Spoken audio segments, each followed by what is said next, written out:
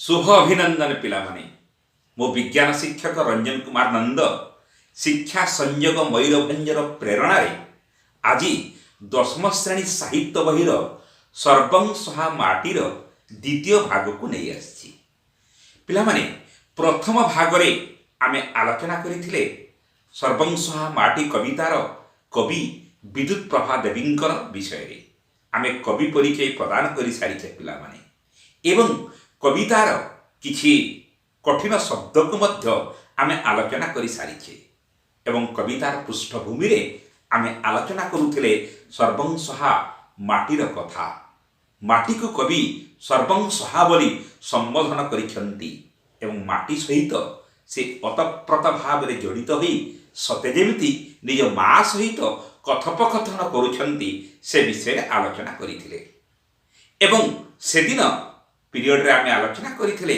प्रथम पांचटी पद्यांश एवं आज आलोचना करिबा षष्ठ रु त्रयोदश पद्यांश पर्यंत एवं एठी शेष हेबो आज कविता आलोचना एही हला सेही साहित्य सिंधु बही दशम श्रेणी रो एवं एहार कवितार नाम होची सर्वं सहा माटी सेदिन पंचम पद्यांश रे आलोचना करिथिले कवि किपरि माटी को बहुत भल पाइछंती एवं माटी को छाड़ी चली जीवा पई इच्छा करू नाहंती से कहिथिले बुकु म फुलाए आखि म फुलाए तो बण पक्षीर डाक सरग डाकिले मन बळे नाही छाड़ी जीवाकू तर काख एवं सेदिन आउ जने कवि निरुपमा कविंकर गोटे बहु सुंदर कविता मध्य आवृत्ति करी सुनाउथिली आज मध्य ताकू सुनै ए कविता रे आमे प्रवेश करिबा आसे जदि केबे अमरावतीरु मो पाई आमंत्रण हाथ ठारी डाके पारिजात फूल नंदन उपवन जन्म दिए जदि चिठी जीविनी जीविनी केबे जीवी नाही छाड़ी ए मनीष माटी वास्तव रे ए माटीर मोह माटीर ममता रे कवि अटकी जाइछंती एवं माटीर गुणगान करिवा पई आउ किछि पद्यांश रचना करिछंती सेमिति वर्तमान पद्यांश षष्ठ पद्यांश को आमे आलोचना करिबा पिला माने प्रथम पद्यांश रु पंचम पद्यांश पर्यंत तुमे यदि आउ थरे सुनिया पई चाहो तळे डिस्क्रिप्शन बॉक्स रे मो YouTube चैनल रो लिंक अछि पिला माने ए सब्जेक्ट रो लिंक मध्य दिया जाइछि ताकू तुमे सुनि नबो तबे आलोचना करिबा षष्ठ पद्यांशटी जन्म काळुजे देह तो आघात केतन देइछि मुहि निज छुआ बोली सबु दश सिना क्षमी अछु एका तुही कवि समग्र मानव जातिर प्रतिनिधि हिसाब रे निजर मनर कथा को व्यक्त करिछंती जन्म काळुजे देह तो आघात केतेन देइछि मुहि अर्थात जेतेले मानव शिशुटीए मातृगर्भर जन्म लाभ करे प्रथम स्पर्श हुए ए माटी रे ए धरणी रे एवं माटी को तार कुआराव दे सूचित कर दिए हे धरित्री माता हे सर्वंसा माँ मु आसी गली तो उपरे संपूर्ण मोर निर्यातना देवा पाई कारण मनीष कथा चिंता करा जाऊ मनीष जन्म हेला परे प्रथमे पाद देई थापी चले ए माटी उपरे यारी ऊपर से चढ़ प्रचढ़ करे कठा बाड़ी घर द्वारा निर्माण करे खणी खनन करे यार भूमि को कर्षण करी फसल उपजाए केते आघात न दिए सते तथापि निज छुआ बोली देह तो आघात सबु दश सिना क्षमु अछि एका तुही निज छुआ बोली सबु दश सिना क्षमु अछि एका तुही तथापि माटी मा निज संतान मन करी निज छुआ मन करी समस्त प्रकार दोष को से क्षमा प्रदान करिछि वास्तव रे ए माटी मां सहित तुलनीय मां जेमिति क्षमशीला मार क्षमार आधार जेमिति पटांतर नाही माटी महार मध्य क्षमार आधार पटांतर नाही सेइथि पई केही जने कवि कहिछंती जन्म भुई से माटी पत्थरर जनमुठी बड़ी बड़ से जन्म भूईर सेवा जे करई नर जन्म धन्य तार वास्तव रे एई कथा को नै आमे आगेइबा ଯେତେ ରାଗ ରସ करे ତହ ପାଖେ ମା ବୋଲି ଯାଉ ଭୁଲି ଯେତେ ତପ କରି ଏଇ ଜନମରେ ଆସିଛି ତ ଦେଶେ ଭୁଲି ଯେତେ ରାଗ ରସ करे ତହ ପାଖେ ମା ବୋଲି ଯାଉ ଭୁଲି। କବି କହୁଛନ୍ତି ମୁଁ ତୋ ଉପରେ ଯେତେ ରାଗ ଦୋଷ ଅଭିମାନ ବା ନିର୍ଯାତନା ଦିଏ ଆଘାତ ଦିଏ ଅଳି ଅର୍ଦ୍ଦଳି କରେ ତୁ ସବୁକୁ ଭୁଲି ଯାଇଛୁ। କ'ଣ ପାଇଁ? ତୁ ପରା ମୋର ମା। ମା ଯେମିତି ସନ୍ତାନର ସମସ୍ତ ଦୋଷକୁ କ୍ଷମା କରେ ପୃଥିବୀ ମା ମଧ୍ୟ ଆମର ସମସ୍ତ ଦୋଷକୁ ରାଗକୁ ପଛରେ ପକେଇ ସେ ଆମକୁ ଆଦର ସ୍ନେହ କରେ। କେତେ ଜପ କରି ଏଇ ଜନମରେ ଆସିଛି ତ ଦେଶେ ବୁଲି। କବି କହୁଛନ୍ତି ଏ ମାନବ ଜନ୍ମ ସାଧାରଣ କଥା ନୁହେଁ। ମାନବ ହେଉଛି ସଂସାରର ସବୁଠାରୁ ମୂଲ୍ୟବାନ ପ୍ରାଣୀ, ଅମୂଲ୍ୟ। ତେଣୁ ଏ ମାନବ ଜନ୍ମ ପାଇବା ପାଇଁ ହେଲେ ପୂର୍ବଜନ୍ମର ସତ୍କର୍ମ ତପ ତପସ୍ୟା ନିହାତି ଦରକାର। ମୁଁ ସେଇ ତପ ତପସ୍ୟା ପୂର୍ବ କର୍ମର ତ୍ୟାଗ ତିତିକ୍ଷା ବଳିଦାନ ସ୍ୱରୂପ ମୁଁ ଜନ୍ମ ନେଇଛି ମାନବ ରୂପରେ ଏଇ ତୋରି ଉପରେ ଏବଂ ତୋ ଉପରେ ବୁଲି ତୋର ନଦ ନଦୀ ଝରଣା ଗିରି କନ୍ଦର ସମୁଦ୍ରକୁ ବୁଲିବି ଏବଂ ଉପଭୋଗ କରିବି ଏବଂ ନିଜ ମନକୁ ଖୁସି କରିବି ବୋଲି କବି ବ୍ୟକ୍ତ କରିଛନ୍ତି ଏହି ପଦ୍ୟାଂଶରେ। ଅମାପ ଧରିଜୁ ଦେ ଟିକେ ମତେ ନିଦା ହଉ ମୋର ଛାତି ନିଜେ ଦୁଃଖ ସହି ଏ ଜଗତ ପାଇଁ ଲାଗି ପଡ଼େ ଦିନ ରାତି। କବି କ'ଣ କହୁଛନ୍ତି ଏ ଧରିତ୍ରୀ ମାତାକୁ ତୋର ଯେଉଁ ଅମାପ ଧରିଜୁ ଅର୍ଥାତ୍ ଅମାପ ଧୈର୍ଯ୍ୟରୁ ମୋତେ ଟିକେ ଧୈର୍ଯ୍ୟ ଦେଇଦେ, ମୋତେ ଟିକେ ଧୈର୍ଯ୍ୟ ପ୍ରଦାନ କର। କାରଣ ପୃଥିବୀ ମା ହେଲା ଧୈର୍ଯ୍ୟଶୀଳା। ତାର ଧୈର୍ଯ୍ୟର ପଟାନ୍ତର ନାହିଁ। ପୃଥିବୀ ମାର ଧୈର୍ଯ୍ୟର ସହିତ ଅନ୍ୟ କାହାର ଧୈର୍ଯ୍ୟକୁ ତୁଳନା କରାଯାଇ ନପାରେ। ତେଣୁ କବି ବିଦ୍ୟୁତ୍ ପ୍ରଭା ଦେବୀ କହୁଛନ୍ତି ହେ ମା ତୋ ଧୈର୍ଯ୍ୟରୁ ମୋତେ ଟିକେ ଧୈର୍ଯ୍ୟ ଦେ। ତାହେଲେ କ'ଣ ହବ ସେ ଧୈର୍ଯ୍ୟ ନେଇ? ନିଦା ହେଉ ମୋର ଛାତି, ମୋ ଛାତି ଟାଣ ହଉ, ଧୈର୍ଯ୍ୟପୂର୍ଣ୍ଣ ହଉ। ଯେତେ ଘାତ ପ୍ରତିଘାତ ଝଡ଼ ଝଞ୍ଜା ଆସିବ ଏ ଛାତି ତାକୁ ସହି ନେବ। ବୁକୁ ପାତି ନେବି ଝଞ୍ଜା ପବନ, ମଥା ପାତି ନେବି ମାନ ଅପମାନ। ଏମିତି ସାହସ ଦେ ମତେ ଏ ଧରିତ୍ରୀ ମାତା। ନିଜେ ଦୁଃଖ ସହି ଏ ଜଗତ ପାଇଁ ଲାଗି ପଡ଼େ ଦିନ ରାତି। ନିଜେ ମୋର ସମସ୍ତ ଦୁଃଖକୁ ସହି ଅନ୍ୟର ସୁଖ ପାଇଁ ଏ ଜଗତର କଲ୍ୟାଣ ପାଇଁ ମୁଁ ଯେମିତି ଦିନ ରାତି ଲାଗିଯାଏ। ମୋ ଜୀବନ ପଛେ ନର୍କେ ପଡ଼ିଥାଉ ଜଗତ ଉଦ୍ଧାର ହେଉ। ଭୀମ ଭୋଇଙ୍କର ଉକ୍ତି।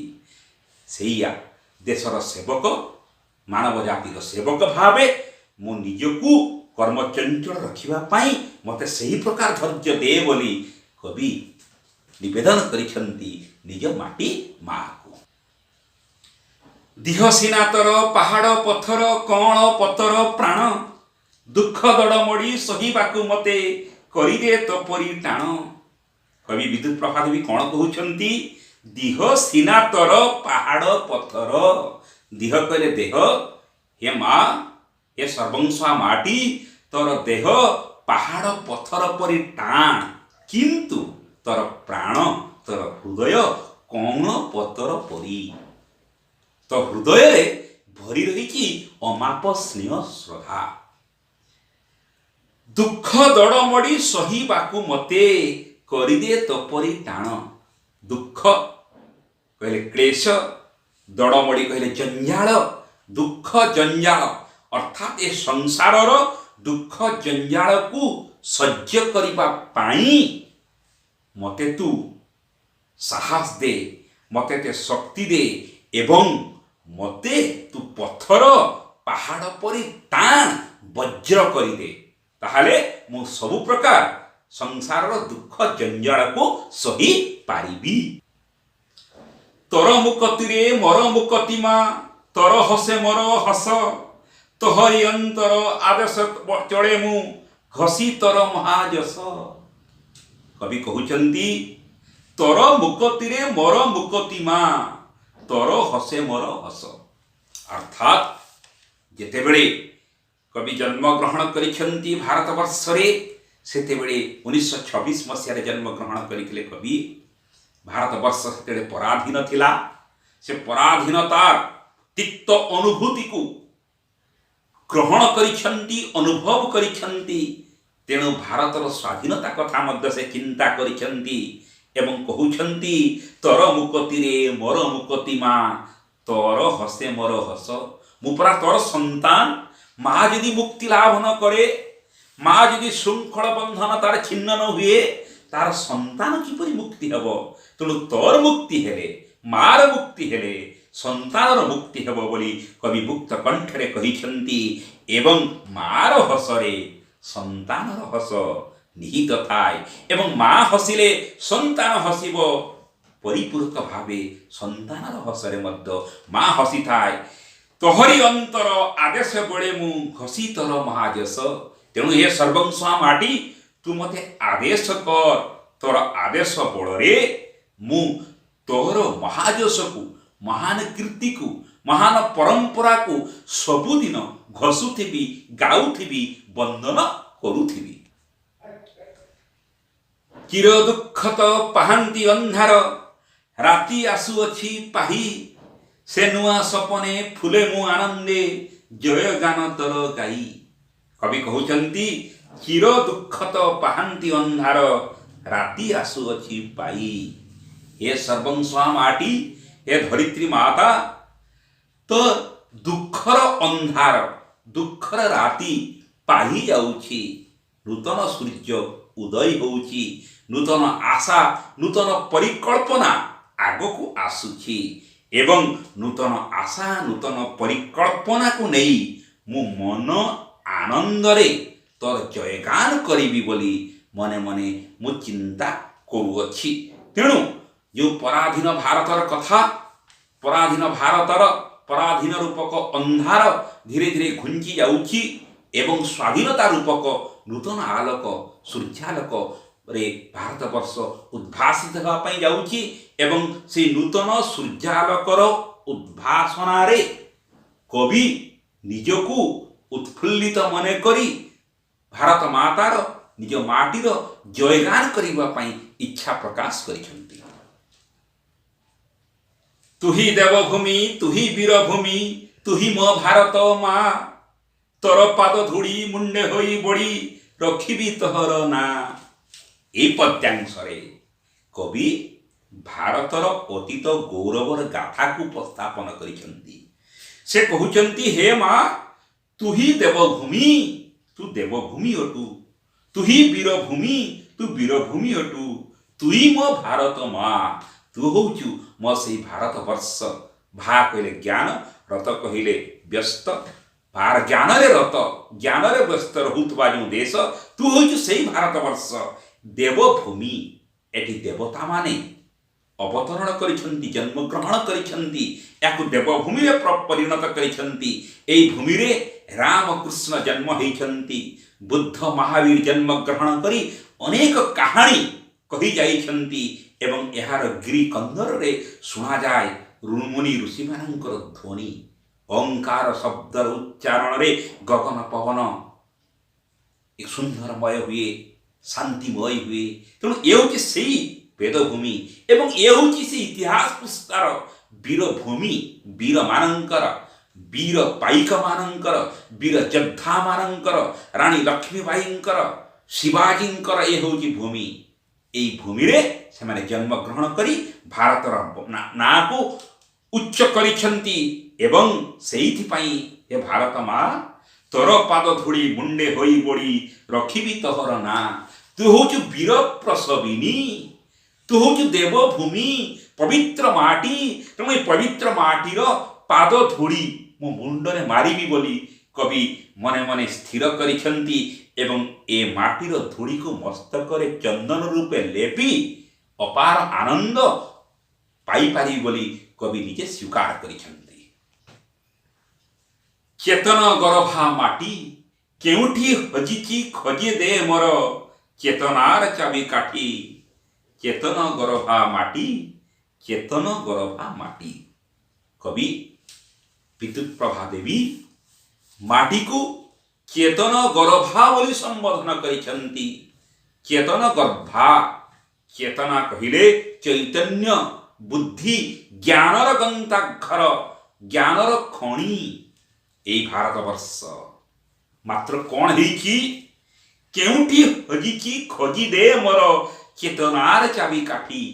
किंतु कवि कहउचंती मु जन्म नहीं चेतना गर्भा माटी रे, बुद्धि ज्ञान चैतन्य परिपूर्ण ए धरित्री रे, किंतु अवशोषर कथा मु मोर चेतना को, मु मोर ज्ञान को, मो बुद्धि को हजई देछि माँ। तू जेहेतु चेतना गर्भा, मते मोर चेतना को मोर बुद्धि को फेरई दे, एवं मु से बुद्धि ज्ञान बल रे ए पृथ्वी रे जड़े उत्तम मानव रूप रे, उत्तम मनीष रूप रे निज कर्म करी जाए। कारण कर्म ही जीवन, कर्म ही उद्देश्य, जड़ता जीवंत मरण सीना, दुर्लभ मानव जीवन भी अर्थ कर्तव्य कर्म साधना बिना। तेणु मुझे मानवीय कर्म करे से हे माँ मते तोर मोर चेतना गर्भरु, तोर चेतना गर्भरु चेतना टिके मते दे, बुद्धि टिके मते दे, ज्ञान टिके मते दे। एमिति भावरे पिला माने आज आमे सर्वंसहा माटी कविता समस्त पद्यांश गुड़िक आलोचना करदेले। तुम्हें जदि ए पद्यांश गुड़िक बारंबार शुणा चाहिए, निश्चित भाव मोर YouTube channel Ranjan Nanda invites you को जीव, ताकू लाइक करिवो, सब्सक्राइब करिवो एवं अन्य मानक मध्य कहिवो।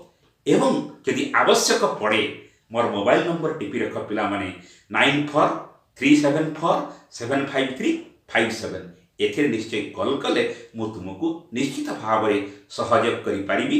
मु आगर भी कहि रखिछि साहित्य प्रति मोर रुचि थिबारु मु ए प्रकार अध्ययन जारी रखिछि। कारण जा भाषा दुर्बला कहीं तार ज्ञान, कहीं तार राज दुआरे सम्मान, उच्च हेबा पाई कर जबे आशा, उच्च कर आग निज मातृभाषा। आज एतिकी पिला माने धन्यवाद। वंदे उत्कल जननी।